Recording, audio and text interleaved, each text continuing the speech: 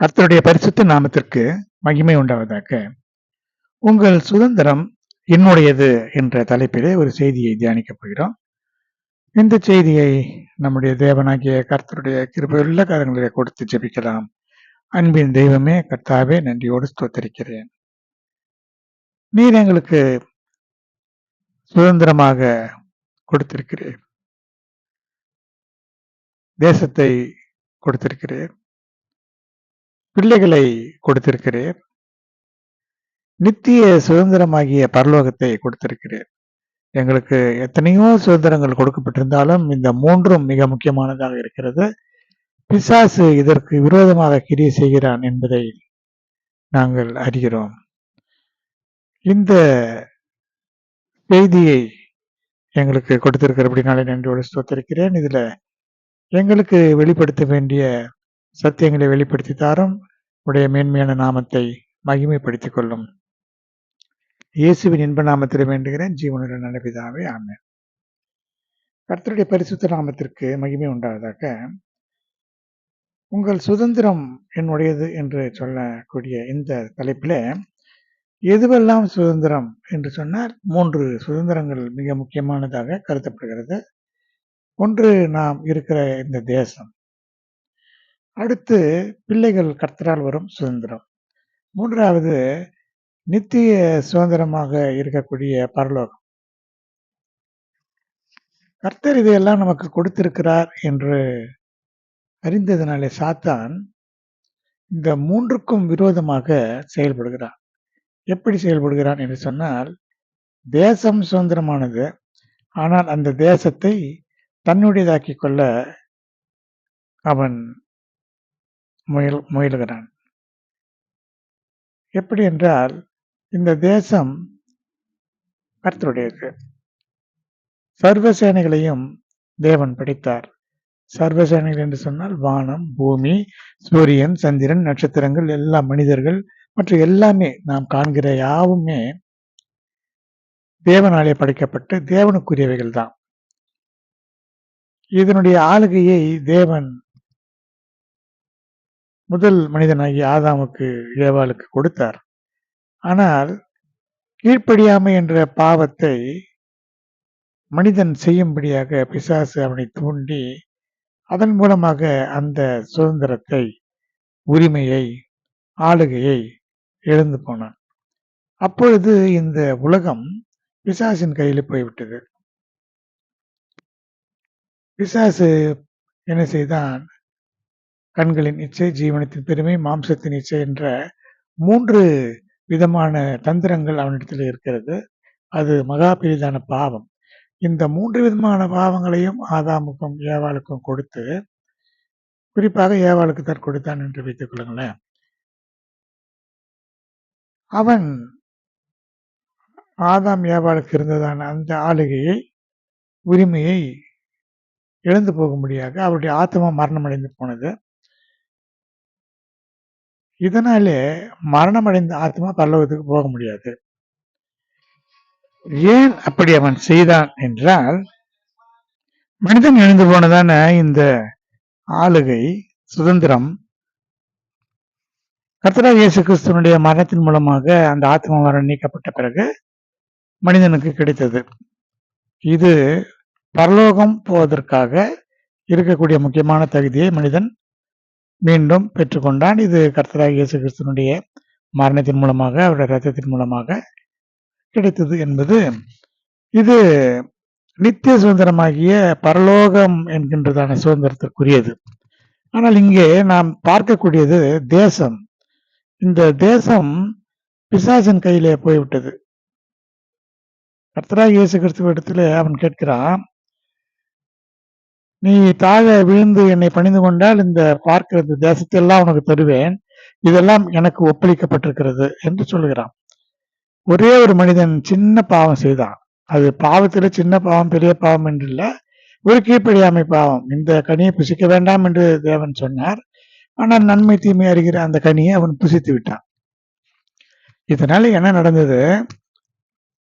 கர்த்தராகிய இயேசு கிறிஸ்துடைய மரணத்துக்கு முன்பு வரை மரித்தவருடைய ஆத்மா பிசாசினுடைய கட்டுக்குள்ளே பாதாளத்தில் இருந்தது.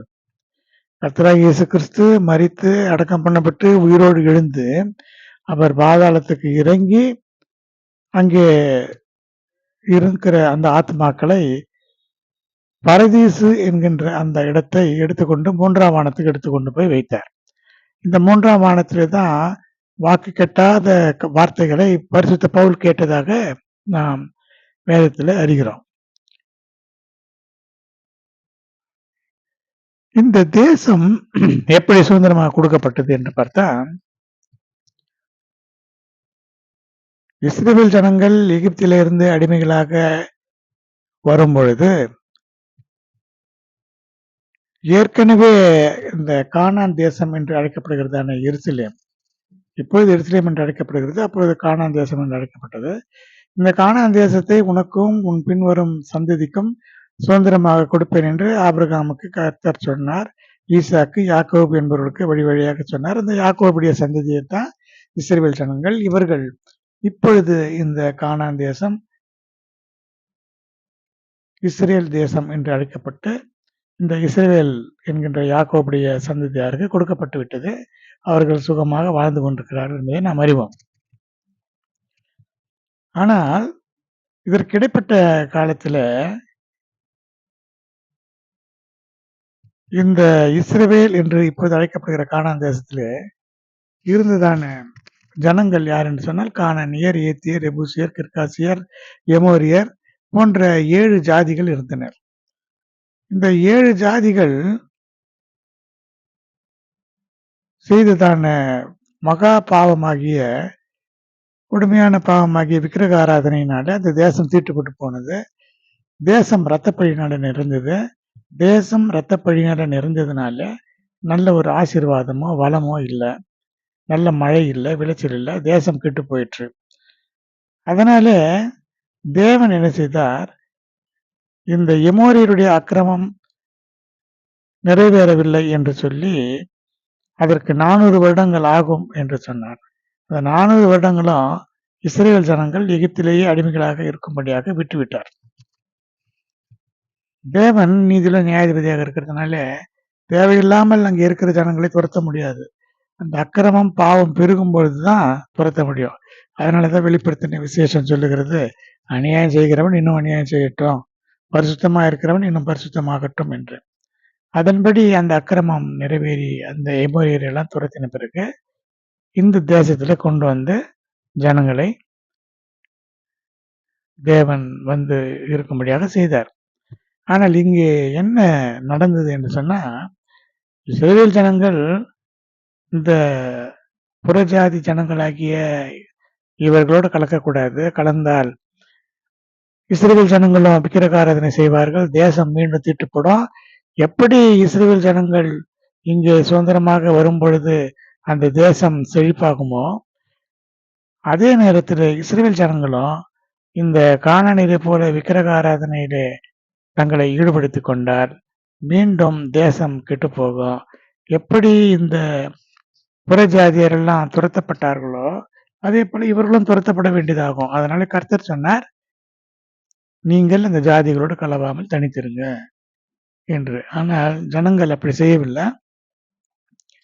அதன் மூலமாக தேசம் தீட்டுப்பட்டது, அந்த சுதந்திரம் தீட்டுப்பட்டது. சுதந்திரம் என்று சொன்னால் சொத்து. அந்த தேசமானது இந்த இஸ்ரவேல் ஜனங்களுக்காக சுதந்திரமாக கொடுக்கப்பட்டது. இதுல பிசாசு என்ன செய்தான் என்பதை இப்பொழுது நாம் பார்க்கலாம். தேசம் என்னுடையது, தேசம் என்னுடையதா இருக்கிறபடினால நீங்கள் நிலங்களை அறுதியாய் விற்க வேண்டாம். ஏனென்றால் நீங்கள் பரதேசிகளும் என்னிடத்திலே புறக்குடிகளுமாய் இருக்கிறீர்கள் என்று லேவியராகமம் 25ஆம் அதிகாரம் 23ஆம் வசனம் கூறுகிறது. இந்த தேசம் என்னுடையது என்று சொன்னால் கர்த்தருடையது. அதை யாருக்கு கொடுத்தார்?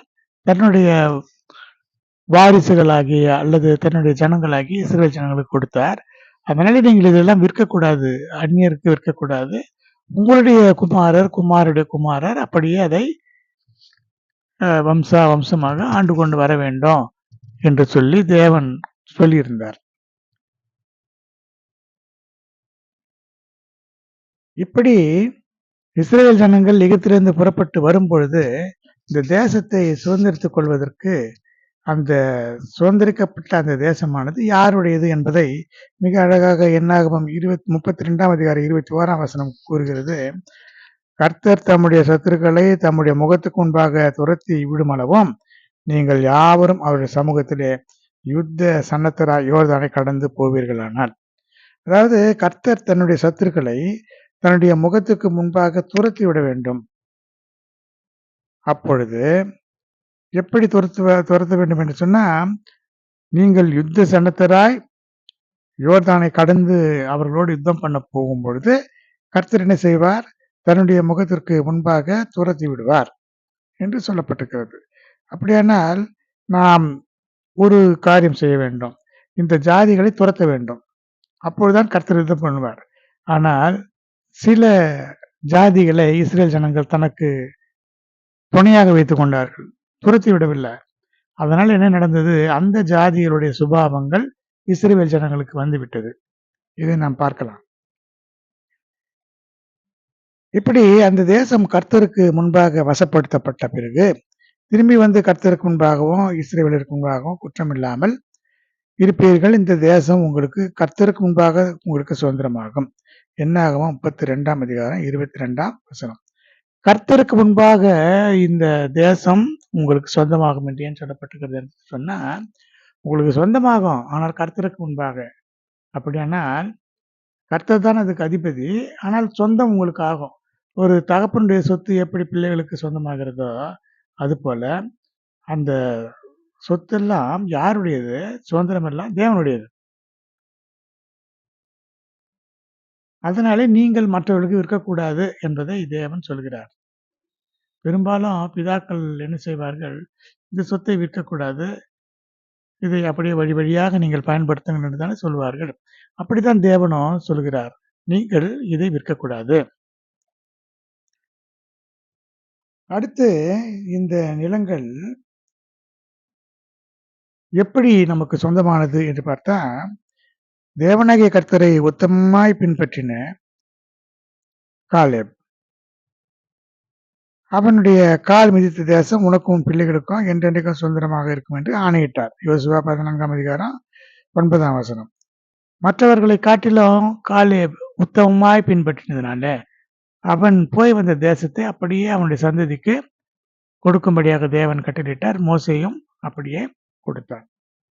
அதுபோல உத்தமமாய் நாம் தேவனை பின்பற்ற வேண்டும். ஆனாலும் அது கர்த்தருக்கு முன்பாக கர்த்தருக்கு சொந்தமானது. நமக்கு அவர் கொடுத்திருக்கிறார், வழி வழியாக அதை நாம் அனுபவிக்க வேண்டும் என்பதுதான் இதில் இருக்கக்கூடிய கருத்தாக இருக்கிறது. ஆனால் சாத்தான் என்ன செய்தான்?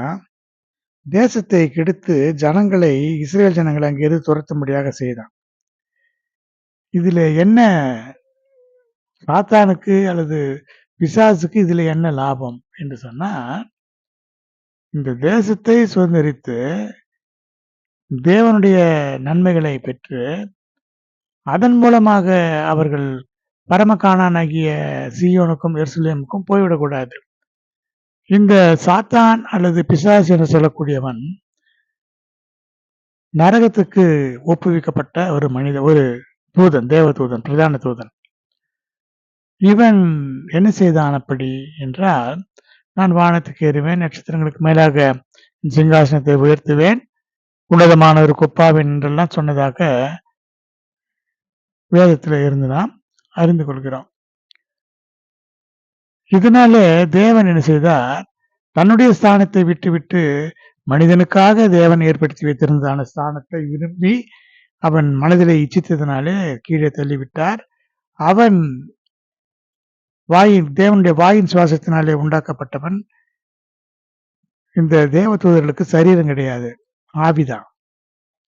அதனால இந்த ஆவிகள் மனிதர்களுக்குள்ளே புகுந்து கொண்டு எப்படியாவது மனிதனை கெடுத்து, அவன் எப்படி அக்னியும் கந்தகமும் இருக்கிற கடலுக்கு பங்காளியாக இருக்கிறானோ அப்படி ஒரு திரள் கூட்டமான ஜனங்களை அழைத்து கொண்டு போக வேண்டும் என்று மனிதர்களுக்குள்ளே புகுந்து கொண்டு பல பாவங்களை, மீறுதல்களை செய்து கொண்டிருக்கிறான். இதையும் நாம் அறிந்திருக்கிறோம். இதுல முக்கியமான ஒரு பாவம் எதுவென்று சொன்னா, தேசம் விக்கிரகங்களாலே நிறைந்திருக்கிறது. தங்கள் கைகளின் கிரியையும் விரல்களில் உண்டு பணிந்து கொள்கிறார்கள். ஏசாயா 2ஆம் அதிகாரம் 8ஆம் வசனம். விக்கிரக ஆராதனை செய்யும் பொழுது அது தேசத்தை கெடுத்து விடுகிறது. இரத்தப்பழி அதற்குள்ளே வந்து விடுகிறது. இந்த விக்கிரகங்கள் என்று சொல்லும்போது என்ன என்றால், விழுந்து போன சாத்தானுடைய தூதர்களுடைய ஆவி இந்த உருவங்களுக்குள்ளே புகுந்து கொண்டு விக்கிரகங்களாக தன்னை வழிபடும்படியாக செய்கிறது. தேவனை வழிபடுவதற்கு பதிலாக தன்னை வழிபடும்படியாக பிசாசு செய்கிறான். இதனாலே தேவன் கோபம் கொண்டு ஜனங்களை அழிக்கிறார். ஜனங்கள் அந்த நரகத்துக்கு ஆளாகிறார்கள். ஏன் தெரியுமா? பிசாசு நரகத்துக்கு ஆளாகிறான். அந்த பிசாசு இந்த மாதிரி விக்கிரகங்களுக்குள்ளே புகுந்து கொண்டால் அதை வணங்கும் பொழுது, அந்த விக்கிரக ஆராதனை செய்யும் பொழுது ஜனங்களும் அந்த அக்னியும் கந்தகமும் எரிகிற கடலிலே பங்கடைவார்கள் என்றால், விக்கிரக ஆராதனைக்காரர், வேசித்தனம் செய்கிறவர்கள், பொய்யர், பில்லி சூனியம் செய்கிறவர்கள், பயப்படுகிறவர்கள், அவிசுவாசிகள், இப்படி 8 விதமான காரியங்களை செய்கிறவர்களாக இருக்கிற வெளிப்படுத்தின விசேஷம் 21ஆம் அதிகாரம் 8ஆம் வசனத்துல இவர்கள் எல்லாம் நரகத்துக்கு பாத்திரர் என்று சொல்லப்பட்டிருக்கிறதுனால இவர்கள் அங்கே போக வேண்டியதான ஒரு சூழ்நிலை வந்துவிடுகிறது. இதுதான் பிசாசனுடைய தந்திரம். இப்படி தேசம் விக்கிரகத்தினாலே நிறைந்திருக்கிறதுனால தேசம் கெட்டு போகிறது. இப்படி இந்த சுதந்திரத்தை தேசம் வளமையாக செழுமையாக இருந்து ஜனங்கள் அதில் வாழ்ந்து கொண்டிருக்கும் பொழுது அவர்கள் அந்த நித்தியமான அந்த சுதந்திரத்திற்கு போகலாம். ஆனால் இந்த தேசத்தையே கெடுத்து விடுகிறார். எனவே இந்த தேசத்தை கெடுத்து விடாதபடிக்கு செய்ய வேண்டும். இன்னொரு விஷயம் என்னவென்றால், பிசாசின் தூதர்கள் இந்த பூமி முழுவதுமாக ஆக்கிரமித்துக் கொண்டிருக்கிறார்கள். சில தேசங்களிலே பார்த்தால் தானியல் புத்தகத்திலே பார்க்கலாம், அதிபதி என்று சொல்லப்பட்டிருக்கிறது. இந்த தேசத்தின் அதிபதி எனக்கு மிகாவேல் சொல்லுகிறார், தூதனாகிய மிகாவேல் என்னோடு எதிர்த்து நின்றான் இந்த தேசத்தின் அதிபதி என்று சொல்லுகிறான். அதே போல கர்த்தராகிய இயேசு கிறிஸ்து யூதாஸ் வரும்போது சொல்லுகிறார், இதோ உலகத்தின் அதிபதி வருகிறான், அவனுக்கு இடத்துல ஒன்றும் இல்லை. ஏனென்றால் இந்த உலகம் பொல்லாங்கனுக்குள்ளே இருக்கிறது. தேவன் இந்த உலகத்தை படைத்தாலும் இந்த உலகம் பொல்லாங்கன் கையில் இருக்கிறது. இந்த உலகம் அழிந்து போகும். இந்த உலகத்தில் இருக்கிற எல்லாமே அழிந்து போகும். ஆனால் இந்த உலகத்தில் வாழ்கிறன்னா தேவனுக்குள்ளே வாழும் பொழுது நமக்கு நித்திய சுதந்திரமாகிய பரலோகம் கிடைக்கும். ஆனால் அது கிடைக்காதபடிக்கு இவன் செய்கிறான் என்பதை இந்த செய்தியில இருந்து நாம் அறிந்து கொள்கிறோம். அடுத்து ராஜாக்கள் என்ன செய்தார்கள்? தேவனுக்கு பயந்த ராஜாக்கள் இந்த விக்கிரக ஆராதனை செய்யாதபடிக்கு மேடைகளை, தோப்புகளை எல்லாம், சுரூபங்களை, விக்கிரகங்களை எல்லாம் அகற்றி போட்டு எருசலேமை சுத்திகரித்தார்கள் என்று 2 நாளாகமம் 34ஆம் அதிகாரம் 3ஆம் வசனம் சொல்லுகிறது. யோசியா ராஜா 8 வயதாக இருக்கும் பொழுது அவன் எருசலேமிலே ராஜாவானான். அப்பொழுது அவன் இப்படியெல்லாம் செய்து கர்த்தருடைய பார்வைக்கு செம்மையானதை செய்து தன் தகப்பனாகிய தாவீதுடைய வழிகளிலே நடந்து பலிபீடங்களையும் விக்கிரக தோப்புகளையும் தகர்த்து விக்கிரகங்களை நொறுக்கி தூளாக்கி சிலைகளை எல்லாம் எல்லா சிலைகளையும் வெட்டி போட்டு எருசலேமுக்கு திரும்பினான் என்று சொல்லப்பட்டிருக்கிறது. இப்படி செய்கிறதுனாலே அந்த ராஜாவுக்கு கிடைத்த பலன் என்ன? நீ சமாதானத்தோடு உன் கல்லறையில சேர்த்து கொள்ளப்படுவாய் என்றெல்லாம் தேவன் அவனுக்கு சொல்லுகிறார். இப்படி தேசம் தன் குடிகளின் மூலமாக தீட்டப்பட்டது. அவர்கள் நியாயப்பிரமாணங்களை மீறி கட்டளைகளை மாறுபாடாக்கி நித்திய உடன்படிக்கையை முறித்தார்கள் என்று ஏசாயா 24ஆம் அதிகாரம் 5ஆம் வசனம் கூறுகிறது. அது என்ன நித்தியமான ஒரு உடன்படிக்கை என்றால், நியாயப்பிரமாணங்களை எல்லாம் மீறுகிறார்கள், கட்டளைகளை எல்லாம் மாறுபாடாக்கிறார்கள். இதனாலே தேசம் அங்கே வந்து தங்கின குடிகளாகிய இஸ்ரவேலர்கள் மூலமாக தீட்டுப்பட்டு போனது. ஏனென்றால் இவர்கள் விக்கிரக ஆராதனை செய்கிறதுனால அந்த தேசம் இரத்தப்பழியானது. அந்த இரத்தப்பழி தீட்டுப்பட்டு போனது. ஒரு ரத்தம் சிந்துதல் என்று சொன்னா அந்த ரத்தம் யாராலே சிந்தப்பட்டதோ அவனுடைய ரத்தம் சிந்தப்பட வேண்டும் என்பதுதான் நியாயப்பிரமாணம். ஆனால் இங்கே திரளான ஜனங்கள் இந்த விக்கிரகத்தை வழிபடுகிறதுனால ஏற்பட்ட இரத்தப்பழி என்ன செய்தார் தேவன்? எல்லாரையும் அந்த இடத்திலே இருந்து நன்மை அனுபவிக்காதபடிக்கு துரத்தி விட்டார். பெரும்பாலும் ஒரு குடும்பத்திலே ஒரு தகப்பன் தன்னுடைய சொல்லை கேட்காத பிள்ளைக்கு சொத்திலே பங்கு கொடுக்கறதில்ல. அவனை விரட்டி விடுகிறார் அல்லவா? அதுபோலதான் தேவனும் அந்த தேசத்தை இந்த விக்கிரக ஆராதனை செய்கிற ஜனங்களுக்கு கொடுக்காமல் தேசத்தை விட்டே துரத்தி விடுகிறார். இதுதான் செய்தி. இதனால என்ன நடந்தது? நித்திய உடன்படிக்கை முறித்தார்கள். நித்திய உடன்படிக்கை என்ன? நானே உன் தேவனாகிய கர்த்தர், என்னையன்றி வேறு தேவர்கள் உனக்கு வேண்டாம். மேலே வானத்திலும் கீழே பூமியிலும் பூமியின் கீழ் தண்ணீரிலும் ஏதாவது ஒரு விக்கிரகத்தையோ உண்டாக்கவோ நமஸ்கரிக்கவோ சேவிக்கவோ வேண்டாம் என்பதெல்லாம் அவருடைய நித்தியமான கட்டளை. ஆனால் இதையெல்லாம் மீறி பிசாசு தேவனுடைய வார்த்தைகளுக்கு விரோதமாக செயல்படுவான். தேவனுடையது எல்லாவற்றையும் தனக்கென்று எடுத்துக்கொள்வான். மனிதர்கள் தேவனுக்குரியவர்கள், ஆனால் பிசாசு அவர்களிலே சிலரை தெரிந்து கொண்டு தனக்குரியவர்களாக்கிக் கொள்வான். இது போலதான் வானம், பூமி, கடல், நிலம், மரங்களை கூட தனக்குரியவைகளாக வைத்துக்கொண்டு அந்த மரங்களுக்கு கீழே விக்கிரக ஆராதனை செய்ததனாலே தேவன் கடைசி காலங்களிலே அந்த மரங்களிலே 1/3 பங்கை கூட அது அழிந்து போகும்படியாக, வெந்து போகும்படியாக செய்தார். இதையெல்லாம் நாம் வெளிப்படுத்தின விசேஷத்துல அறிந்து கொள்ள முடிகிறது. இப்படி இந்த தேசம் தீட்டுப்பட்டதை பற்றி ஒரு செய்தி எரேமியா 3ஆம் அதிகாரம் 1ஆம் வசனத்தில் இருக்கிறது. ஒரு புருஷன் தன் மனைவியை தள்ளிவிட அவள் அவனிடத்திலிருந்து புறப்பட்டு போய் அந்நிய புருஷனுக்கு மனைவியானால் அவன் அவளிடத்துல இனி திரும்ப போவானா? அந்த தேசம் மிகவும் தீட்டுப்படும் அல்லவா என்று மனுஷர் சொல்வார். நீயோ வென்றால் அநேக நேசரோடு வேசித்தனம் பண்ணினாய், ஆகிலும் என்னிடத்துக்கு திரும்பி வா என்று கர்த்தர் சொல்கிறார். இப்படி சொல்வதற்கு காரணம் என்ன? தள்ளுண்டு துரத்தப்பட்டவளுக்கு சுதந்திரம் எப்படி உண்டாயிருக்கும்? ஒரு கணவனும் மனைவியும் அவர்களுக்குள்ளே இருக்கிறதான ஒரு உறவு தான் தேவனுக்கும் விசுவாசிகளாகி நமக்கும் இடையில இருக்கிறதான உறவு. கர்த்தர் சொல்கிறார், ஒரு பெண் தன் புருஷனை விட்டு அந்நிய புருஷனுக்கு வாழ்க்கைப்பட்டு போனால் அது ஒரு தேசம், அதனால தேசம் தீட்டுப்படும்.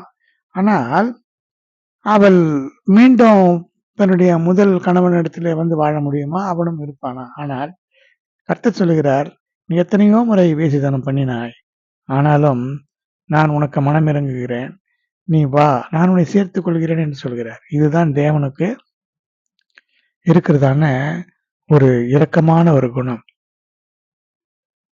இந்த வேசித்தனம் என்பது என்னவென்றால், கர்த்தராகிய இயேசு கிறிஸ்து என்கிற ஒரே புருஷனுக்கு நீங்கள் மணவாட்டிகளாக நியமிக்கப்பட்டிருக்கிறீர்கள் என்று பரிசுத்த பவுல் சொல்கிறார். அதுபோல தேவனை மாத்திரமே வணங்கும்படியாக, சேவிக்கும்படியாக, நேசிக்கும்படியாக அழைக்கப்பட்ட நாம் அவரை விட்டுவிட்டு அந்நிய ஒரு புருஷனாகிய இந்த பிசாசின் தூதர்களை நாம் வணங்குவது என்பது அது ஒரு வேசித்தனம். அதாவது இது ஆவிக்குரிய வேசித்தனம், சரீர வேசித்தனம் அல்ல. அதே போல விபசாரிகளே உலக சிநேகம் தேவனுக்கு விரோதமான பகை என்று அறியீர்களா என்று பேதுரு சொல்கிறார். அதாவது உலகத்தை நேசிக்கிறது கூட அது ஒரு வேசித்தனம் தான். ஏனென்றால் உலகம், ஆசாபாசங்கள், உலகத்தின் வேஷங்கள், உலகத்து மனிதர்கள், உலகத்தின் பொருட்களை எல்லாம் நேசிக்கும்படியாக நாம் அழைக்கப்படவில்லை. எனவே அதுவும் ஒரு வேசித்தனம் என்றுதான் சொல்லப்பட்டிருக்கிறது. ஆனாலும் நான் உங்களை ஏற்றுக்கொள்கிறேன் என்று கர்த்தர் கரம் நீட்டி அழைக்கிறார். இதுதான் தேவனுடைய ஒரு மேலான ஒரு குணம். இப்படி தள்ளுண்டு துரத்தப்பட்டவளுக்கு சுதந்திரம் எப்படி உண்டாயிருக்கும்? தேசம் தீட்டுப்பட்டது. அதனால ஒரு மனைவி அவள் தள்ளப்பட்டு விட்டா புருஷனுடைய சொத்து அவளுக்கு எப்படி கிடைக்கும்? அதுபோலதான் தேவனை விட்டு விலகி போனால் தேசம் நமக்கு இல்லை, துரத்தி விடுவார்கள். அப்படித்தான் அந்த ஜனங்கள் எல்லாம் துரத்தப்பட்டார்கள். இஸ்ரவேல் ஜனங்களும் கூட இந்த மற்ற ஜாதிகளோடு கலந்து பாவம் செய்தார்கள். வேசித்தனமாகிய விக்கிரகாராதனை செய்தார்கள். இதனாலே அந்த தேசங்களை விட்டு துரத்துண்டார்கள். ஆனாலும் தேவனுடைய நியாயத்தீர்ப்பு எப்படி தெரியுமா? சிறையிருப்புகள் ஒரு 40 ஆண்டுகள் சிறையிருப்புகள் என்றால் அந்த 40 ஆண்டுகள் முடிந்ததும் மீண்டும் வந்துவிட வேண்டும். இஸ்ரவேல் ஜனங்களுடைய சிறையிருப்பு 400 ஆண்டுகள். 400 ஆண்டுகள் கழித்து மீண்டும் கானானுக்குள்ளே வந்தார்கள். அதே போல 7 ஆண்டுகள் சிறையிருப்பு. இப்படி சிறையிருப்பு முடிந்ததும் மீண்டும் கொண்டு வந்து இப்பொழுது இருக்கிற இஸ்ரவேல் ஜனங்களை கொண்டு வந்து சேர்த்தார். இதுதான் தேசத்தின் சுதந்திரம். தேசம் ஒரு சுதந்திரம். இந்த தேசத்தை மீண்டுமாக அவர்களுக்கு திருப்பி கொடுத்தார். இதுதான் தேவனுடைய நியாய தீர்ப்பு. இப்படி தேசம் தீட்டுப்பட்டது. கல்லோடும் மரத்தோடும் அவள் வேசித்தனம் பண்ணினார். அதாவது கல்லையும் மரத்தையும் சிலைகளையும் வணங்குவது ஒரு தேவனுக்கு விரோதமான வேசித்தனம். எனவே தேசம் இரத்தப்பழிகளால் நிறைந்திருக்கிறது என்று எசேக்கியேல் 9ஆம் அதிகாரம் 9ஆம் வசனம் கூறுகிறது. ஆனாலும் கர்த்தர் அவர்களை கைவிட்டு விடவில்லை என்று சொல்லப்பட்டிருக்கிறது. இப்படி தேசம் இப்படி செய்யும் பொழுது தேசத்தை தேவன் எப்படி தண்டிப்பார் என்றால், அப்பம் என்ற ஆதரவு கோலை முறித்து அதிலே பஞ்சத்தை அனுப்புவார்.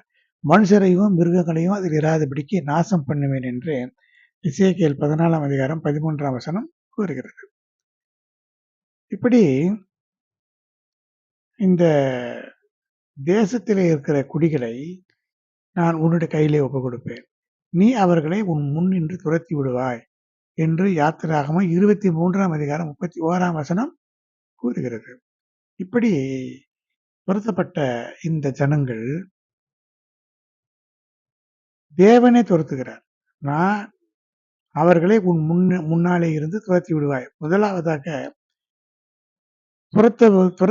துரத்த வேண்டியது யார் துரத்த வேண்டும் என்று சொன்னால் நாம் துரத்த வேண்டும். இஸ்ரவேல் ஜனங்கள் அங்கே இருந்ததான அந்த புறஜாதிகளை அவர்கள் துரத்த வேண்டும். அப்படி துரத்தினால்தான் தேவன் துரத்துவார். அடுத்ததாக பாருங்க, இன்று நான் உனக்கு கட்டளையிடுகிறதை கைகொள்.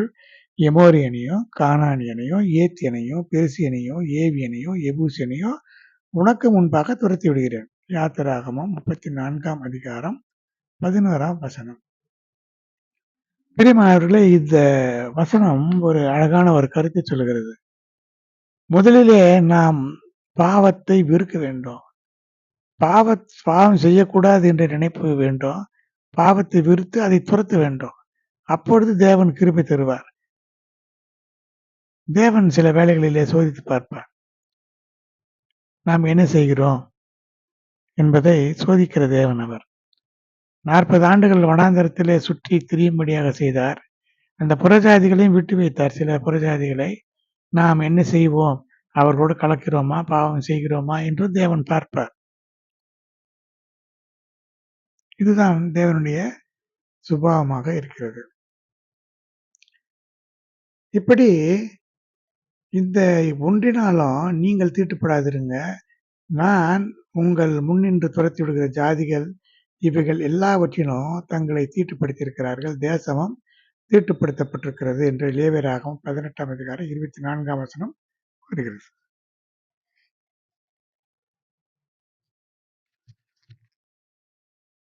கர்த்தருடைய பரிசுத்த நாமத்திற்கு மகிமை உண்டாவதாக. நான் உங்களுக்கு முன்பாக துரத்தி விடுகிற ஜனத்தினுடைய வழிபாடுகளில நடவாதிருங்கள். அவர்கள் இப்படிப்பட்ட காரியங்களை எல்லாம் செய்தபடினாலே நான் அவர்களை ஆலோசித்தேன். கர்த்தர் என்ன சொல்லுகிறார், இவர்களுடைய வழிகளிலே நடக்காமல் இருங்க. அவர்களுடைய வழியிலே நடந்தா அவர்களை துரத்தி விட்டது போல, அவர்களை ஆலோசித்தது போல உங்களையும் செய்யக்கூடிய ஒரு சூழ்நிலை உண்டாகும் என்று சொல்லுகிறார். ஆனால் என்ன சொன்னாலும் ஜனங்கள் கேட்கவில்லை. அதையே செய்தார்கள். அந்த தேசத்து குடிகளை எல்லாம் உங்களுக்கு முன்பாக துரத்தி விட்டு அவருடைய சிலைகளையும் விக்கிரகங்களை அழித்து மேடைகளை நிர்மூலமாக்கி தேசத்திலே இருக்கிறவர்களை துரத்தி விட்டு அதிலே குடியிருங்கள். அந்த தேசத்தை சுதந்திரத்துக் கொள்ளும்படி அதை உங்களுக்கு கொடுத்தேன். என்னாகமம் 33ஆம் அதிகாரம் 53ஆம் வசனம்.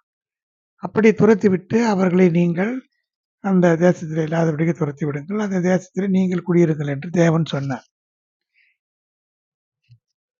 மீண்டும் சொல்லுகிறார், அப்படி நீங்கள் துரத்தி விடாமல் இருந்தா அவர்கள் நீங்கள் அவர்களை மீதியாக வைக்கிறவர்கள் கண்களிலே முள்ளுகளாகவும் விழாக்களிலே கூறுகளுமாக இருந்து உங்கள் தேசத்திலே உங்களை உபத்திரப்படுத்துவார்கள்.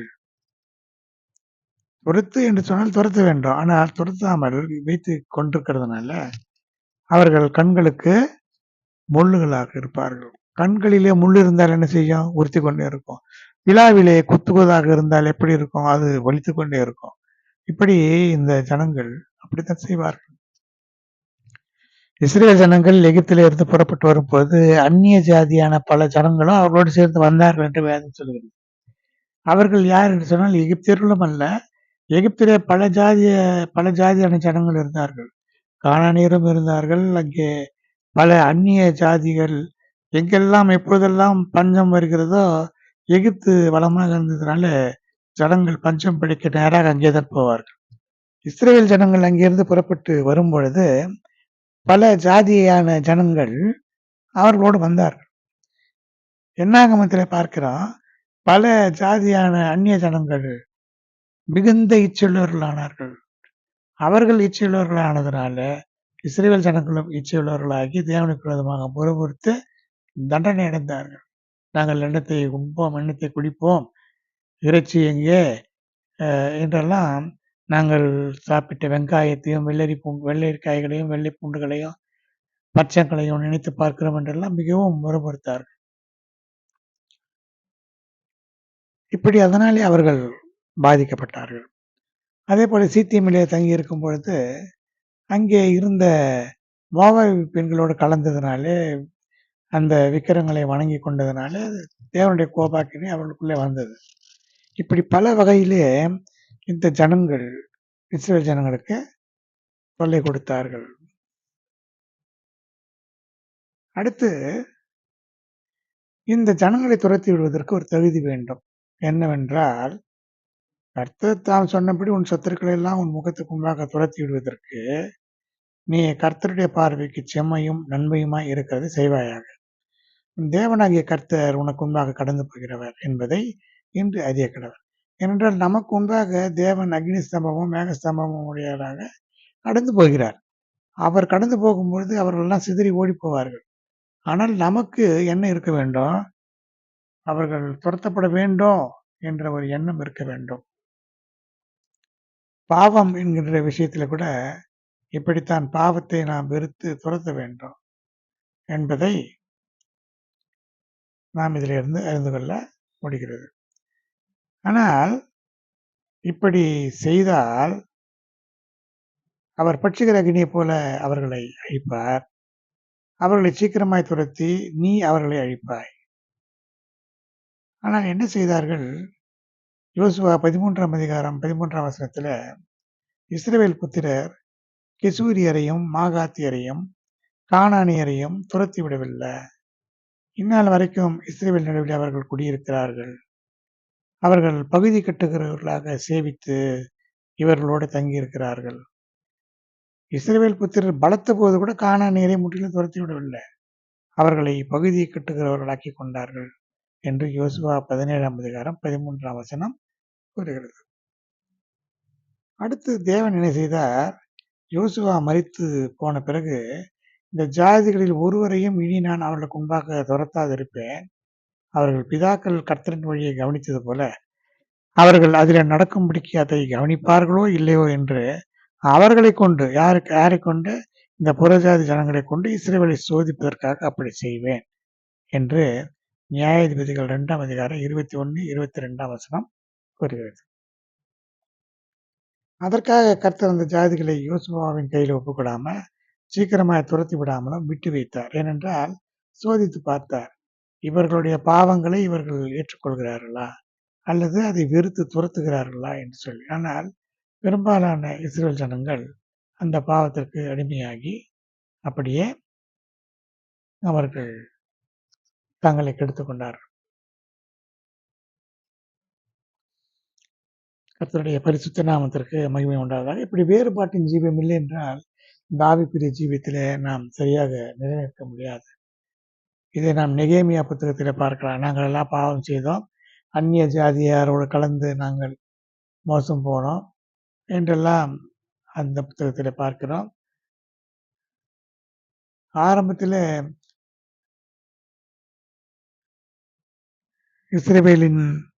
இஸ்ரவேலாகிய யாக்கோபுடைய சகோதரனாகிய ஏசாவும் கூட அங்கே இருந்த கானானிய பெண்களை மணந்து கொண்டதுனால அவர்கள் சொல்லை கேட்டு பலவிதமான பாடுகளுக்கு உட்பட்டு அவன் வீணாய் போனான்.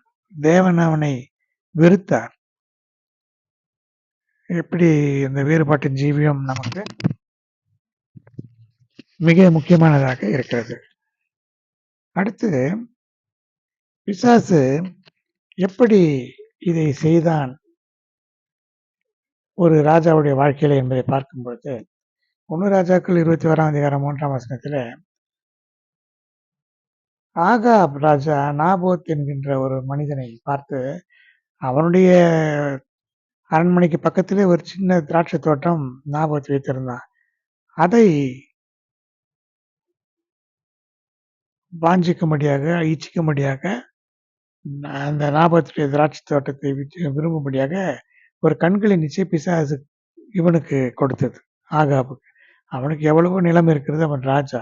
ஆனால் இந்த ஏழையினுடைய சின்ன இடத்தை வாங்கி கொள்ள வேண்டும் என்று சொல்லி அவன் கேட்கும் பொழுது நாபோத் சொல்கிறான், நான் என் பிதாக்களின் சுதந்திரத்தை உமக்கு கொடாதபடிக்கு கர்த்தர் என்னை காப்பாராக என்றான். கர்த்தரை அவன் துணைக்கு அழைத்தான். இதுதான் அது இந்த வசனம் கூறுகிறது. நான் கொடுக்க மாட்டேன் என்று அவன் சொல்லவில்லை. கர்த்தர் என்னை காப்பாராக, ஏனென்றால் கேட்கிறவன் ராஜா. அதனால கர்த்தரை கேட்கிறான். ஏனென்றால் கர்த்தர் ஏற்கனவே சொல்லியிருக்கிறார், இந்த நிலங்களை விற்கக்கூடாது, இவர்கள் வழி வழியாக வர வேண்டும். ஆனால் இந்த உடன்படிக்கையை மீறும்படியாக தான் பிசாசு செய்வான். இன்னொரு உடன்படிக்கையும் அதில் இருக்கிறது. கர்த்தர் சொல்லியிருக்கிறார், ஒரு ராஜாவானவன் தனக்குரிய சொத்துக்களை தன் பிள்ளைகளுக்கு வைத்துவிட்டு போக வேண்டும், அல்லது அதை விட்டுவிட்டு அடுத்த குடிகளுடைய சொத்துக்களை அபகரித்து அவர்களை வஞ்சித்து தேசத்தை விட்டு அவர்கள் ஒன்றுமில்லாமல் நிர்மூலமாகி போகும்படிக்கு அவரிடத்திலிருந்து அதை பிடுங்கி தன் பிள்ளைகளுக்கு கொடுக்கக்கூடாது என்பது தேவனுடைய கட்டளை, பிரமாணம். ஆனால் இவன் என்ன செய்கிறான்? நாபோத்தை கொலை செய்து அவனுடைய அந்த நிலத்தை பறித்துக் கொள்கிறான். இது ஒரு பெரிய இரத்த பழியாகி அவனுடைய நாபோத்தினுடைய ரத்தம் சிந்தின அதே இடத்துல உன்னுடைய ரத்தத்தை நாய்கள் நக்கும் என்று கர்த்தர் ஆகாபுக்கு தண்டனை கொடுக்கிறார். இதற்கு காரணமாக இருந்த ஆகாபுடைய மனைவியாக ஏசபேலினுடைய சரீரத்தை நாய்கள் தின்னும் என்றும் சொன்னார். இதெல்லாம் அப்படியே நடந்தது. அதனாலேதான் தேசம் என்னுடையது, தேசம் என்னுடையதாக இருக்கிறதுனாலே நிலங்களை விற்க வேண்டாம் என்று சொன்னதான அந்த கருத்தை மீறும்படியாக செய்தான். இதுதான் தேசத்தினுடைய சுதந்திரத்தை நாம் காத்துக்கொள்ள வேண்டும். தேசம் நமக்குரியது, அது நம்முடைய பிள்ளைகளுக்குரியது. நாபோத் இதை காத்துக்கொள்ள வேண்டும் என்று இந்த உடன்படிக்கையை மீறக்கூடாது என்று சொல்லி தன் ஜீவனையே கொடுத்தான். அடுத்து பிள்ளைகள் கர்த்தரால் ஒரு சுதந்திரம். கர்ப்பத்தின் கனி அவரால் கிடைக்கும் பலன் என்று சங்கீதம் 127ஆம் அதிகாரம் 4ஆம் வசனம் சொல்லுகிறது. நல்லவன் தன் பிள்ளைகளின் பிள்ளைகளுக்கு சுதந்திரம் வைத்துப் போகிறான், பாவியின் ஆஸ்தியோ நீதிமானுக்காக சேர்த்து வைக்கப்படும். நீதிமொழிகள் 13ஆம் அதிகாரம் 22ஆம் வசனம் இப்படி சொல்லுகிறது. வீடும் ஆஸ்தியும் பிதாக்கள் வைக்கும் சுதந்திரம். இதுல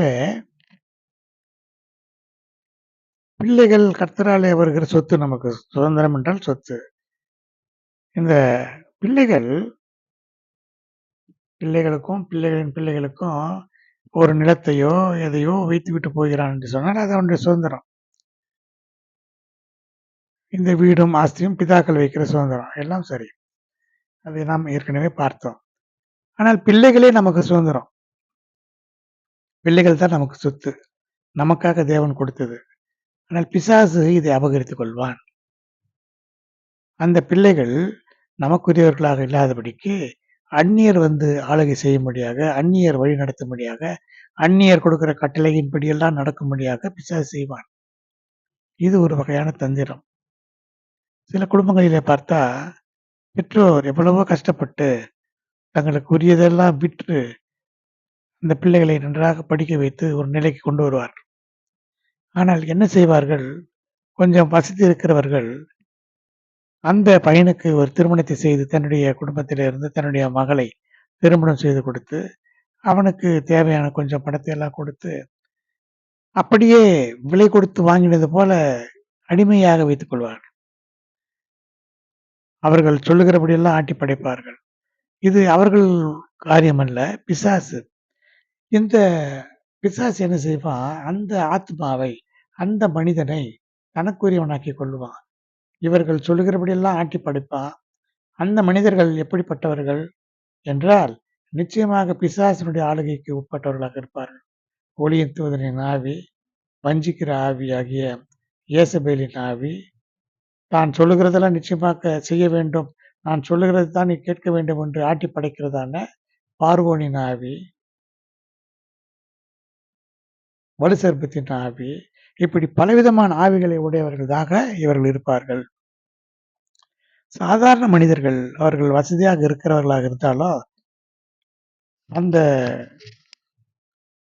மனிதனை தன் பெற்றோர்களை சந்திக்க வேண்டும், அந்த பெற்றோர்களை கவனிக்க வேண்டும், அவர்களுக்கு எல்லாம் நன்றாக அவர்களுக்கு தேவையானதெல்லாம் செய்ய வேண்டும் என்று சொல்லி அனுமதிப்பார்கள். ஆனால் இவர்கள் செய்ய மாட்டார்கள். இவர்கள் வழி வழியாக அவர்கள் குடும்பத்திலேயே இப்படியே வாழ்ந்து வந்தவர்களாக இருப்பார்கள். அவர்கள் அவருடைய பணம், அவருடைய சொத்து, அவருடைய சுதந்திரம் எல்லாம் அவர்களுக்குரியதே தவிர, அந்த மனிதனை முழுக்க முழுக்க தனக்கு அடிமையாக்கி விடுவார்கள். அந்த மனிதனுக்கு அது தெரியாது. இன்னும் சில குடும்பங்களிலே பில்லி சூனியம் வைத்து அவர்கள் என்ன செய்கிறார்கள் என்பதை அறியாமல் தாய் தகப்பனையே விட்டு விட்டு ஓடி வரும்படியாக செய்வார்கள். இதெல்லாம் மகா பெரிதான ஒரு பாவம். இரத்தப்பழியில் உண்டான ஒரு பெரிய சாபம். அது அவர்களுக்கு இப்பொழுது புரியாது. தேவன் நிச்சயமாக கேட்பார். இன்னொன்று என்ன தெரியுமா? இந்த பிள்ளைகளை பிசாசு அபகரித்து அவர்கள் நித்தியமான சுதந்திரமாகிய பரலோகத்துக்கு போக முடியாதபடி இந்த பிசாசின் ஆவி உடையவர்களோடு சேர்ந்து அவர்களும் தண்டனை அடையும்படியாக செய்வார்கள். இதற்கு நல்ல விசுவாசமுள்ள பெற்றோர், ஒரு ஞானமுள்ள பெற்றோர் அல்லது ஆவிகளை பகுத்தறிகிற அந்த ஒரு நிலை இருக்கிறதான பெற்றோர் என்ன செய்வார்கள், அந்த பிள்ளைகளுக்காக அந்த இரத்தப்பழி அந்த பிள்ளைகள் மேல் வரக்கூடாது என்பதற்காக இரவும் பகலும் தேவனுடைய சமூகத்திலே காத்திருந்து ஜெபிப்பார்கள். உபவாசம் பண்ணி ஜெபிப்பார்கள். ஏனென்றால் அந்த ஜனங்களுக்கு ஏற்படக்கூடிய நியாய தீர்ப்பு தன்னுடைய பிள்ளைக்கு வந்துவிடக்கூடாது, தன்னுடைய சந்ததிக்கு வரக்கூடாது, தன்னுடைய பிள்ளையினுடைய பிள்ளைகளுக்கு பேர பிள்ளைகளுக்கு வந்துவிடக்கூடாது. அவர்கள் நன்றாக இருக்க வேண்டும் என்பதற்காக உபவாசித்து ஜெபிப்பார்கள். ஆனால் நிறைய பெற்றோருக்கு இது தெரியாது. தேவனோடையே நெருக்கமாக இருக்கக்கூடிய ஒரு சில பெற்றோர் இப்படி செய்யலாம். அப்படி பல சாட்சிகள் நமக்கு உண்டு பிரியமானவர்களே. இப்படி வேதத்திலே இருந்து சிலதை பிசாசு எப்படி வஞ்சித்து வைத்துக் கொண்டான் என்பதை நாம் பார்க்கலாம். இது ஆதாமுடைய சுதந்திரமாகிய காயின், ஆபேல், ஆதாமுடைய பிள்ளைகளாகிய காயினும் ஆபேலும் என்ன செய்தார்கள்? பிசாசு காயின் இடத்துல கொலைபாதக ஆவியை கொடுத்தான், பொறாமையின் ஆவியை கொடுத்தான், எரிச்சலின் ஆவியை கொடுத்து காயின் தன் சகோதரனாகிய ஆபேலுக்கு விரோதமாக எழும்பி அவனை கொலை செய்தான். அப்படி கொலை செய்யும் பொழுது கர்த்தர் கேட்டார், உன் சகோதரனாக ஆபேல் எங்கே என்று சொன்னால், நான் அறியேன், என் சகோதரனுக்கு நான் காவலாளியோ என்று எதிர்க்கிறான். இதுவும் பிசாசனுடைய ஆவி, எதிர்க்கிறவன் பிசாசின் ஆவி உடையவன். அப்போது கர்த்தர் சொல்கிறார், நீ என்ன செய்தாய்? உன் சகோதரனுடைய ரத்தத்தின் சத்தம் பூமியிலிருந்து நோக்கி கூப்பிடுகிறது. உன் சகோதரனுடைய ரத்தத்தை உன் கையிலே வாங்கிக் கொள்ள தன் வாய் திறந்த இந்த பூமியிலே நீ சபிக்கப்பட்டிருப்பாய், நீ நிலையற்று அலைகிறவனாய் இருப்பாய் என்றெல்லாம் தேவன் அவனுக்கு சபித்தார். இது எல்லாமே பிசாசனுடைய ஆவி. பாருங்க, நீ நிலையற்று அலைகிறவனாய் இருப்பாய். ஏன் அவன் நிலையற்று அலைகிறான்? அவனுக்குள்ளே பிசாசனுடைய ஆவி இருக்கிறது. பிசாசு எப்படிப்பட்டவ? யோபு 1ஆம் அதிகாரம் 7ஆம் வசனத்தில் பாருங்க. கர்த்தர் யோபிடத்தில் இருக்கும் பொழுது, யோபின் புத்தகத்தில் பார்க்கும் பொழுது கர்த்தர் சாத்தானை பார்த்து கேட்கிறார், நீ எங்கே இருந்து வருகிறாய் என்றால், நான் பூமி எங்கும் சுற்றி திரிந்து வருகிறேன். அவனுக்கு சுற்றி திரிந்து வருகிறது தான் அவனுடைய வேலை. தன்னுடைய சிங்காசனத்தை விட்டு மேலே போய் சுற்றி திருந்தான், அதனாலே தள்ளப்பட்டான். இப்பொழுது அப்படியே உலகம் எங்கும் பூமி எங்கும் சுற்றி திரிந்து வருகிறான். இன்னொன்று என்ன தெரியுமா? அவன் கெர்ச்சிக்கிற சிங்கம் போல எவனை விழுங்கலாமோ என்று வகை தேடி சுற்றித் திரிகிறான் என்று 1 பேதுருவிலே பார்க்கிறோம்.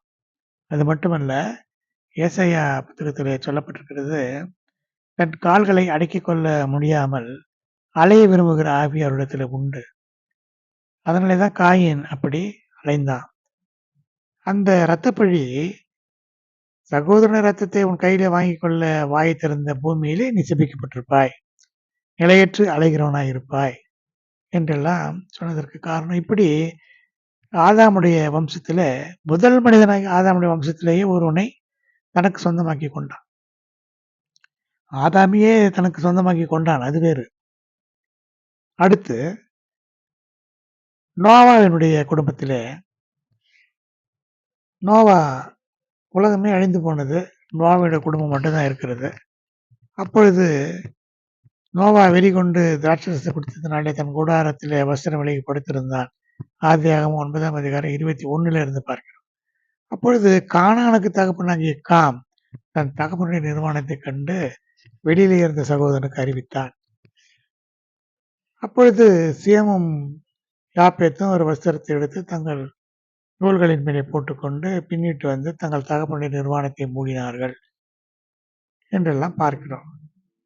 நோவா திராட்சரசின் வெறி தெளிந்து விழித்தபோது தன் இளையகுமாரன் தனக்கு செய்ததை அறிந்து, கானான் சபிக்கப்பட்டவன், அவன் தன் சகோதரரிடத்திலே அடிமைகளுக்கு அடிமையாயிருப்பான் என்று சொல்லிவிட்டார். அது அப்படியே நடந்தது. தகப்பனுடைய சாபம் அது மாற முடியாது. இதுல இன்னொரு செய்தி உண்டு.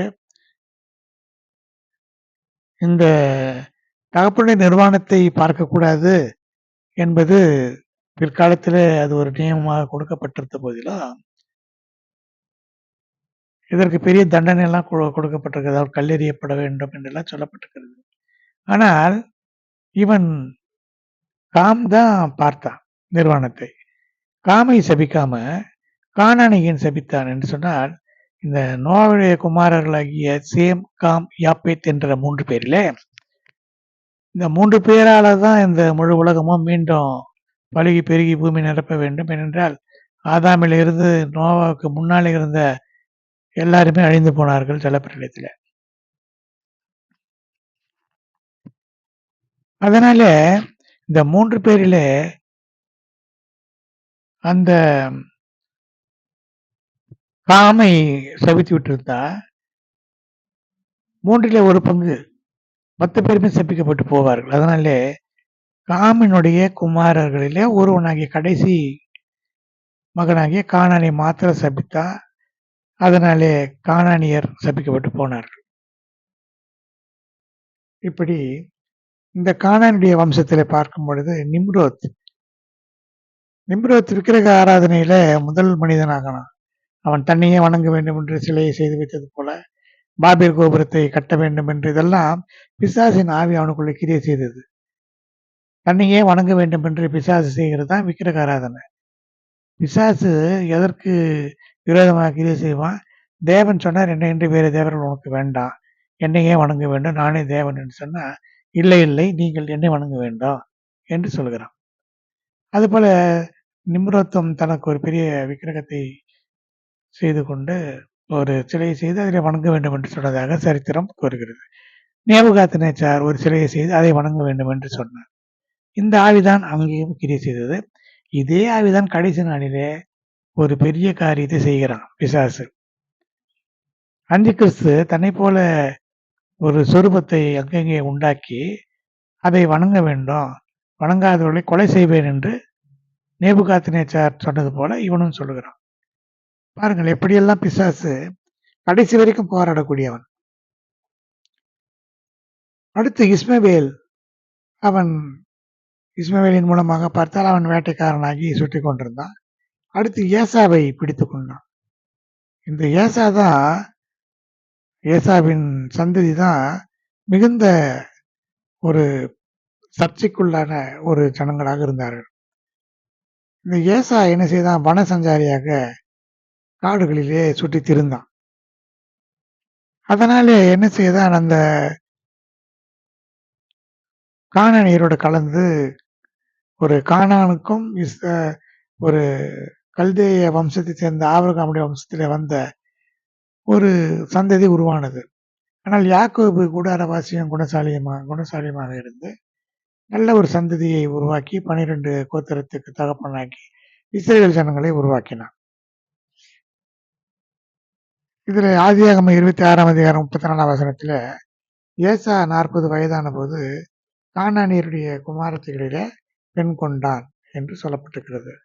அடுத்து ஏசாவின் குமாரனாகிய எலிப்பாசுக்கு திம்னாள் மறுமனையாட்டியாக இருந்து எலிப்பாசுக்கு அமலேக்கை பெற்றாள் என்று ஆதியாகமம் 36ஆம் அதிகாரம் 12ஆம் வசனம் கூறுகிறது. இந்த அமலேக்கு தான் தேவனுக்கு முன்பாக தேவனுடைய ராஜ்யத்துக்கும் தேவனுடைய சிங்காசனத்துக்கும் விரோதமாக கிரியை செய்த பொல்லாத மனிதனாக பிசாசு இவனுக்குள்ளே கிரியை செய்தது. இந்த அமலேக்கின் ராஜா தான் ஆகாக். இந்த ஆகாகியனாகிய ஆமான் தான் எஸ்தர் ராஜாத்தின் காலத்தில் யூதர்களை கொலை செய்ய முயன்றான்.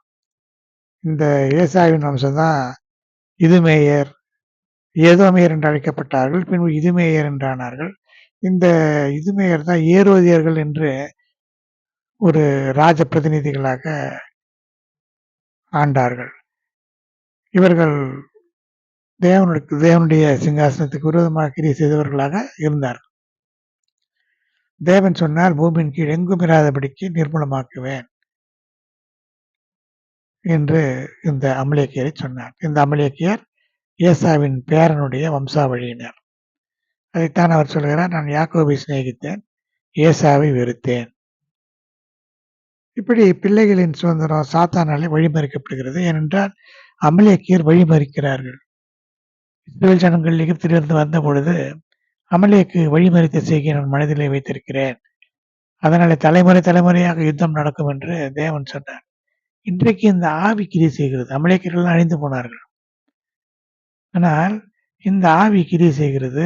சபைகளிலே பலவீனமானவர்களை எல்லாம் அன்றைக்கு அமலேக்கியன் வெட்டியது போல விசுவாசத்திலே குறைந்தவர்களை இந்த அமலேக்கின் ஆவி உடையவர்கள் இன்னும் பின்மாற்றத்துக்கு கொண்டு போகும்படியாக செய்கிறார்கள். இந்த அமலேக்கின் ஆவியை வெல்ல வேண்டுமானால் நாம் கைகளை உயர்த்தி ஸ்தோத்திரம் பண்ண வேண்டும். இப்படித்தான் மோசேயும் அன்றைக்கு செய்தான். அப்படியே நாம் அதை செய்ய வேண்டும். இப்படி நம்முடைய சுதந்திரமாகிய பிள்ளைகளின் மேல பிசாசு உரிமை கொண்டாடுகிறான்.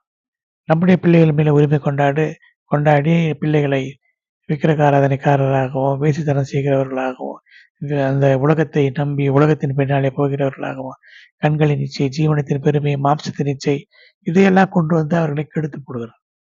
இது நம்முடைய சுதந்திரத்தை பிசாசு கெடுக்கிறதான ஒரு வழியாக இருக்கிறது. அடுத்ததாக பார்க்கும் பொழுது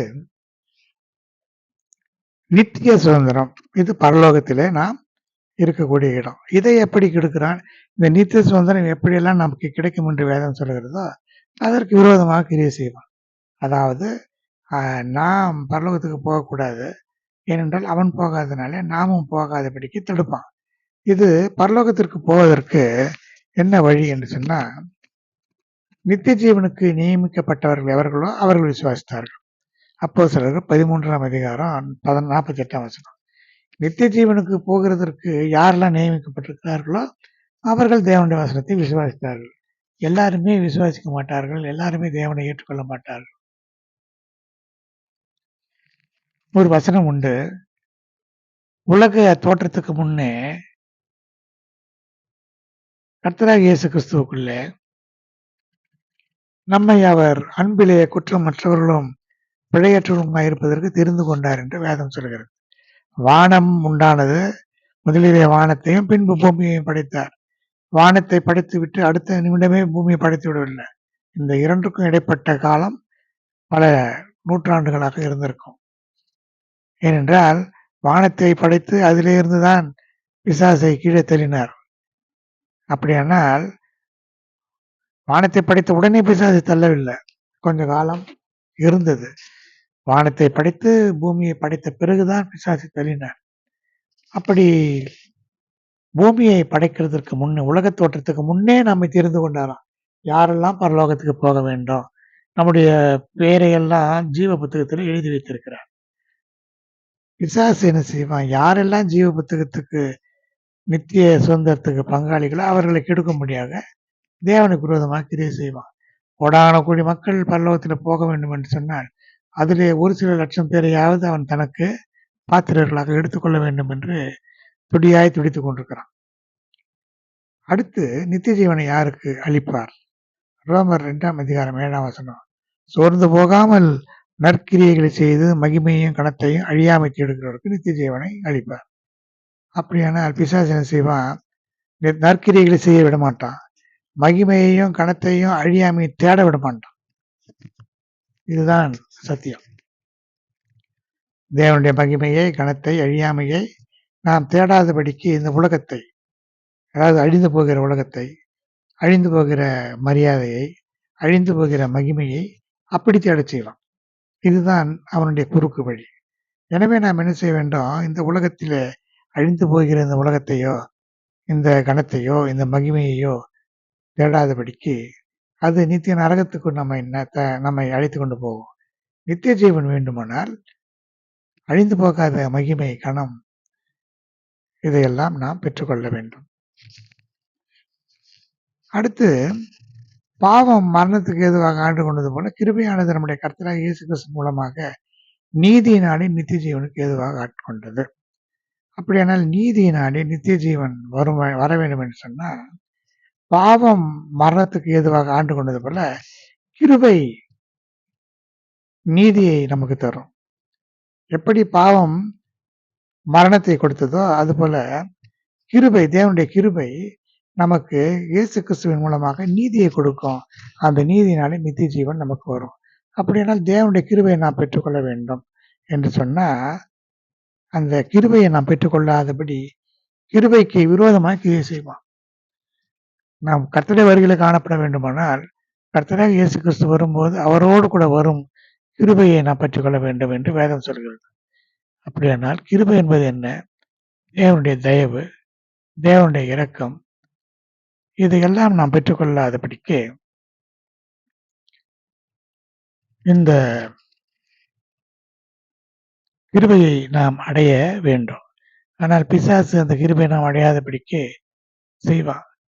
தாழ்மை உள்ளவனுக்கு தேவன் கிருபை அளிக்கிறார் என்று வேதம் சொல்கிறது. அப்படின்னா பிசாசு என்ன செய்வான் யோசித்து பாருங்க. நமக்கு தாழ்மை இல்லாதபடிக்கு பெருமையை கொண்டு விடுவான். பெருமை மேட்டுமை கொடுத்தால் கிருபை இருக்காது. கிருபை இல்லை என்று சொன்னால் நித்திய ஜீவன் இருக்காது. எவ்வளவு அழகாக இந்த வசனம் சொல்லுகிறது என்பதை பார்க்கலாம். அடுத்து ரோமர் 6ஆம் அதிகாரம் 22ஆம் வசனம். நீங்கள் இப்பொழுது பாவத்திலிருந்து விடுதலையாக்கப்பட்டு தேவனுக்கு அடிமைகளானதால் பரிசுத்தமாகுதல் உங்களுக்கு கிடைக்கும் பலன் முடிவோ நித்திய ஜீவன். அப்படினால் தேவனுக்கு நாம் அடிமைப்பட்டு பாவத்துக்கு நாம் அடிமைகளாக இருந்தோம்.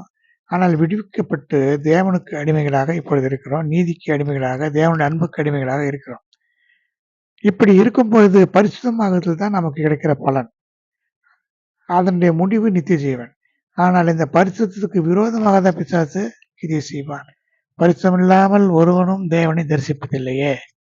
அப்படியானால் பரிசுத்தம் இல்லாத பழக்க வழக்கங்கள், பரிசுத்தம் இல்லாத சிந்தை, பரிசுத்தம் இல்லாத பாவங்கள், இதையெல்லாம் கொண்டு வந்து போட்டு நம்மை பரிசுத்த குலைச்சலாக்கி விடுவான். இதுதான் பிசாசனுடைய தந்திரம். நமக்கு நித்திய சுதந்திரத்தை நாம் அடைய முடியாதபடிக்கு கெடுக்கக்கூடிய ஒரு தந்திரமாக இருக்கிறது. அடுத்து நமக்கு ஒரு நித்தியமான ஒரு சுதந்திரம் எங்கே இருக்கிறது? பூமிக்குரிய கூடாரமாகிய நம்முடைய வீடு அழிந்து போனாலும், பூமிக்குரிய கூடாரமாகிய நம்முடைய வீடு என்பது நம்முடைய சரீரத்தை பற்றிய செய்தி தான். ஏனென்றால் நம்முடைய சரீரம் தான் தேவன் தங்குகிற ஆலயம், பரிசுத்த ஆவியானவர் தங்குகிற ஆலயம் என்று 1 கொரிந்தியர் 3ஆம் அதிகாரம் 16ஆம் வசனம், 6ஆம் அதிகாரம் 19ஆம் வசனத்திலே சொல்லப்பட்டிருக்கிறது. இப்படிப்பட்ட வீடாகிய நம்முடைய சரீரம் அழிந்து போனாலும் தேவனால் கட்டப்பட்ட கைவேலை இல்லாத நித்திய வீடு பரலோகத்தில் நமக்கு உண்டு என்று அறிந்து கொள்கிறோம். அப்படியானால் தேவனாலே கட்டப்பட்ட கைவேலை இல்லாத நித்திய வீடு நமக்கு உண்டு.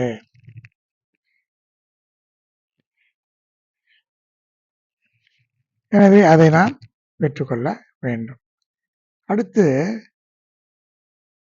இந்த தெரிந்து கொள்ளப்பட்டவர்கள் கிறிஸ்து இயேசுவினால் உண்டான ரட்சிப்பை நித்திய மகிமையோடு பெற்றுக்கொள்ளும்படி சகலத்தையும் அவர்கள் நிமித்தமாக சகிக்கிறேன் என்று 2 தீமோத்தேயு 2ஆம் அதிகாரம் 10ஆம் வசனம் கூறுகிறது. இப்படி தெரிந்து கொள்ளப்பட்டவர்களாகிய நம்மை இயேசு கிறிஸ்துவினாலே உண்டான நித்திய மகிமையோடு கூடிய அந்த ரட்சிப்பை பெற்றுக்கொள்ள நமக்கு ஒரு சகிப்புத்தன்மை வேண்டும். ஆனால் இந்த சகிப்புத்தன்மை இல்லாதபடிக்கு பிசாசு செய்தா இந்த நித்திய மகிமை, இந்த நித்திய ரட்சிப்பை நாம் இழந்து போவோம். எப்படி என்றால், சகிப்புத்தன்மை இல்லை, உபத்திரவங்கள் வரும் பொழுது அந்த சகிக்கக்கூடிய அந்த நிலைமை இல்லாமல் போனால் பின்மாற்றத்துக்குள்ளே கொண்டு போய் விட்டுவிடும். ஒரு சலிப்பு உண்டாகும் மனதில். நாம் என்ன இப்படியெல்லாம் கஷ்டப்பட வேண்டுமா, இப்படியெல்லாம் துன்பம் வருகிறது என்று சொல்லி பிசாசு ஒரு சலிப்பை கொண்டு வந்து கொடுத்து விடுவான். எனவே அதற்கு நாம் ஜாக்கிரதையாக இருந்து கொள்ள வேண்டும். அடுத்து இந்த நித்திய சுதந்திரத்தை அடைந்து கொள்வதற்கு இந்த புதிய உடன்படிக்கைக்கு மத்தியஸ்தராக கர்த்தர் இருக்கிறார் என்று எபிரேயர் 9:15 பார்க்கிறோம். முதலாம் உடன்படிக்கையின் காலத்தில் நடந்த அக்கிரமங்களை நிவர்த்தி செய்யும் பொருட்டு அவர் மரணமடைந்து அழைக்கப்பட்டவர்கள் வாக்குத்தத்தம் பண்ணப்பட்ட நித்திய சுதந்திரத்தை அடைந்து கொள்வதற்காக புது உடன்படிக்கையின் மத்தியஸ்தராக கர்த்தராகிய இயேசு கிறிஸ்து இருக்கிறார். முதலாம் உடன்படிக்கை என்பது நியாயப்பிரமாணத்தின் காலம். அதிலே நடந்த அக்கிரமங்களை எல்லாம் மன்னிக்கும்படியாக, நீதி செய்யும்படியாக கர்த்தராகிய இயேசு கிறிஸ்து மரணமடைந்து அழைக்கப்பட்டவர்களாகிய நாம் நமக்கு கொடுக்கப்பட்ட வாக்குத்தத்தத்தை நிறைவேற, வாக்குத்தத்தம் நிறைவேறி நித்திய சுதந்திரமாகிய பரலோகத்தை அடைந்து கொள்வதற்கு இந்த புதிய உடன்படிக்கையுடைய மத்தியஸ்தராக கிறிஸ்து இயேசு இருக்கிறார். அவர் எப்படி மத்தியஸ்தராக இருக்கிறார்? பிதாவுக்கும் நமக்கும் இடையில நம்மை ஒப்புரவாக்குதலின் ஊழியத்தை அவர் செய்கிறார். பகையாகிய அந்த நடுச்சுவரை தகர்த்திருக்கிறார். இதுதான் நமக்கு ஒரு சுதந்திரத்தை கொடுக்கிறது. அடுத்து பரலோகத்தில் அதிக மேன்மையும் நிலையுள்ளதுமான சுதந்திரம் உங்களுக்கு உண்டு என்பதை அறிந்து உங்கள் ஆசைகளை சந்தோஷமாய் கொள்ளையிட கொடுத்தீர்களே என்று எபிரேயர் 10ஆம் அதிகாரம் 34ஆம் வசனம் சொல்லுகிறது. பரலோகத்திலே நிலையுள்ள சுதந்திரம், புதிய எருசலேம், சீயோன் போன்றவைகள் நமக்கு இருக்கிறதுனால இந்த உலகத்தின் ஆசைகளை எல்லாம் சந்தோஷமாக கொள்ளையிட கொடுத்தோம் என்று சொல்லப்பட்டிருக்கிறது. அதுதான் பரலோகத்தில் உங்கள் பொக்கிஷங்களை சேர்த்து வையுங்க என்று கர்த்தராகிய இயேசு கிறிஸ்து சொன்னார்.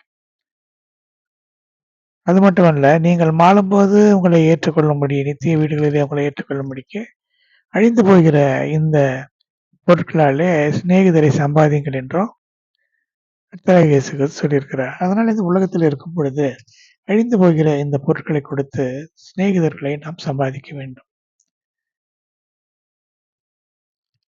அடுத்து கடைசி காலத்திலே வெளிப்பட ஆயத்தமாக்கப்பட்டிருக்கிற ரட்சிப்புக்கு எதுவாக விசுவாசத்தை கொண்டு தேவனுடைய பலத்தினாலே காக்கப்பட்டிருக்கிறவங்களுக்கு அந்த சுதந்திரம் பரலோகத்தில் வைக்கப்பட்டிருக்கிறது. 1 பேதுரு 1ஆம் அதிகாரம் 5ஆம் வசனம். இந்த கடைசி காலத்திலே வெளிப்பட ஆயத்தமாக்கப்பட்டிருக்கிற ரட்சிப்பு என்று சொல்வது இது சரீர மீட்பு. ரட்சிப்பிலே 7 படிகள் உண்டு. கடைசி ரட்சிப்பு சரீர மீட்பு. அதற்கு விசுவாசம் நமக்கு தேவை. அந்த விசுவாசத்தினாலே தேவனுடைய பலம் கொடுக்கப்பட்டிருக்கிறது. அந்த தேவனுடைய பலம் பரிசுத்த ஆவியானவர். அப்படி காக்கப்பட்டிருக்கிற நமக்கு அந்த சுதந்திரமாகிய சொத்து பரலோகத்தில் வைக்கப்பட்டிருக்கிறது. இதுதான் நித்திய வீடு. கைகளினாலே கட்டப்படாத புதிய எருசலேம். ஆனால் இதற்கு விரோதமாக பிசாசு கிரியை செய்து நாம் அதற்குள்ளே போக முடியாதபடி செய்து கொண்டிருக்கிறோம். ஆனால் மகிமையானவர்களுக்கெல்லாம் காவல் ஏற்படுத்தப்பட்டிருக்கும் என்று சொல்லப்பட்ட வசனத்தின்படி கர்த்தர் நம்முடைய சுதந்திரத்தை, நம்முடைய தேசத்தை, நம்முடைய பிள்ளைகளை, நம்முடைய நித்திய சுதந்திரமாகிய பரலோகத்தை பிசாசு தட்டி கொண்டு போய்விடாதபடிக்கு, குறிப்பாக நம்முடைய பிள்ளைகளை நானும் என் வீட்டாருமோ என்றால் கர்த்தரையே சேவிப்போம் என்று யோசுவா சொன்னான். அதுபோல நாம் மாத்திரம் பரலோகத்துக்கு போனால் போதாது. நம்முடைய பிள்ளைகள், நம்முடைய குடும்பத்தார் போக வேண்டும். அதற்கு நாம் இரவும் பகலும் கண்ணீரோடு ஜெபிக்க வேண்டும். அதுதான் நம்மில் விழுந்த கடமையாக இருக்கிறது, பலனாக இருக்கிறது. பிசாசு நம்முடைய பிள்ளைகளை சுற்றி வளைத்துக் கொண்டிருக்கிறான். நம்முடைய தேசத்தை சுற்றி வளைத்துக் கொண்டிருக்கிறான். நித்திய பரலோகத்துக்கு போகாதபடிக்கு நம்மை சுற்றி வளைத்துக் கொண்டிருக்கிறான். ஆனால் கர்த்தருடைய ஆவி எங்கேயோ அங்கே விடுதலையும் உண்டு. கர்த்தர் நம்மை விடுவிக்கும்படியாக ஜெபிக்கலாம். அன்பின் தெய்வமே, கர்த்தாவை நன்றியோடு ஸ்தோத்திரிக்கிறேன். இதோ இந்த தேசம் பொல்லாங்கினாலே சிறைப்பட்டு இருக்கிறது ஆண்டவரே. அந்த தேசம் எங்களுடைய சுதந்திரம். அந்த பொல்லாத பிசாச வல்லமைகளிலிருந்து தேசத்தை விடுவிக்கணுமே ஆண்டவரே. அடுத்து பிள்ளைகள் கர்த்தரால் வரும் சுதந்திரம். இந்த பிள்ளைகளை, எங்கள் பிள்ளைகளை தங்கள் வசமாக்கி கொண்டு சில மனிதர்கள், பிசாசின் வல்லமை உடையவர்கள் சுற்றி கொண்டிருக்கிறார்கள். என்னுடையது என்னுடையது என்று சொல்லி. ஆனால் எல்லாம் உம்முடையது ஆண்டவரே. தேசமும் உம்முடையது, எங்கள் பிள்ளைகளும் உம்முடையது, பரலோகமும் உம்முடையது. பிசாசு எவ்வளவு நாள் வைத்திருப்பான்? ஒரு காலம் வரும், எங்களுடைய பிள்ளைகளை நீர் மீட்பீர், எங்களுடைய சுதந்திரங்களை நீர் மீட்பீர். அப்படி செய்யும் ஆண்டவரே. எத்தனையோ பிள்ளைகள் பிசாசின் பிடியிலே சிக்கி கொண்டிருக்கிறார்கள். பாவத்திலே, விக்கிரக ஆராதனையிலே, வேசித்தனத்திலே, பலவிதமான காம களியாட்டுகளிலே சிக்கி தவித்துக் கொண்டிருக்கிறார்கள். பலவிதமான கெட்ட பழக்க வழக்கங்களினாலே சிக்கி தவித்துக் கொண்டிருக்கிறார்கள். எங்கள் பிள்ளைகளை விடுவித்து தாரும் ஆண்டவரே. எங்கள் சுதந்திரங்கள் எல்லாம் மீட்டு தாரும். உம்முடைய வருகையில நாங்கள் காணப்பட உதவி செய்யும். உடைய மேன்மையான நாமத்தை மையப்படுத்திக் கொள்ளும். இயேசுவின் இன்ப நாமத்தில் வேண்டுகிறேன், ஜீவனுள்ள நல்ல பிதாவே, ஆமென். என் ஆத்துமாவே கர்த்தரை ஸ்தோத்திரி, முழுவதுமே பரிசுத்த நாமத்தை ஸ்தோத்திரி. என் ஆத்துமாவே கர்த்தரை ஸ்தோத்திரி, கர்த்தர் செய்த சகல உபகாரங்களை மறவன். ஆமென். ஸ்தோத்திரம், ஸ்தோத்திரம், ஸ்தோத்திரம், ஸ்தோத்திரம்.